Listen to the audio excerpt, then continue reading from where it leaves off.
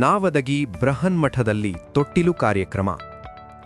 ವಿಜಯಪುರ ಜಿಲ್ಲೆ ತಾಳಿಕೋಟಿ ತಾಲೂಕಿನ ನಾವದಗಿ ಗ್ರಾಮದ ಬೃಹನ್ಮಠದ ಪೂಜ್ಯ ಶಟಸ್ಥಲ ಬ್ರಹ್ಮಶ್ರೀ ರಾಜಗುರು ರಾಜೇಂದ್ರ ಒಡೆಯರ್ ಶಿವಾಚಾರ್ಯರ ಗುರು ಪಟ್ಟಾಧಿಕಾರದ ದ್ವಿತೀಯ ವಾರ್ಷಿಕೋತ್ಸವದ ನಿಮಿತ್ತವಾಗಿ ಶ್ರೀಮಠದ ಆವರಣದಲ್ಲಿ ಗುಡ್ಡಾಪುರದ ಶ್ರೀ ದಾನಮ್ಮ ದೇವಿ ಪುರಾಣ ಕಾರ್ಯಕ್ರಮದ ಅಂಗವಾಗಿ ಹಮ್ಮಿಕೊಂಡ ತೊಟ್ಟಿಲು ವಿಶೇಷ ಕಾರ್ಯಕ್ರಮ ಸಕಲ ಶಾಸ್ತ್ರ ವಿಧಿವಿಧಾನಗಳೊಂದಿಗೆ ಪರಮ ಪೂಜ್ಯರ ಸಾನ್ನಿಧ್ಯದಲ್ಲಿ ನೆರವೇರಿತು.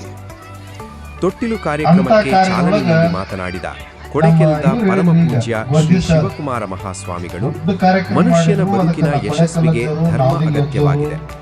ಧರ್ಮವಂತರಾಗಿ ಬಾಳಲು ಎಲ್ಲರೂ ಪ್ರಯತ್ನಿಸಬೇಕು. ನಮಗೆ ಬೇರೆಯವರ ಚಿಂತೆ ಬೇಡ, ನಮ್ಮ ಮನೆ ಚಿಂತೆ ನಾವು ಮಾಡೋಣ. ಮಹಾಪುರುಷರ, ಶರಣರ, ದಾರ್ಶನಿಕರ ಹಾಗೂ ಶಿವಶರಣೀಯರ ಜೀವನ ನಮ್ಮೆಲ್ಲರಿಗೂ ಮಾದರಿಯಾಗಲಿ. ನಾವದಗಿ ಶರಣರು ನಿಮ್ಮೆಲ್ಲರನ್ನೂ ಸಂಸ್ಕರಿಸಲು ಹಗಲಿರುಳು ಶ್ರಮಿಸುತ್ತಿದ್ದಾರೆ.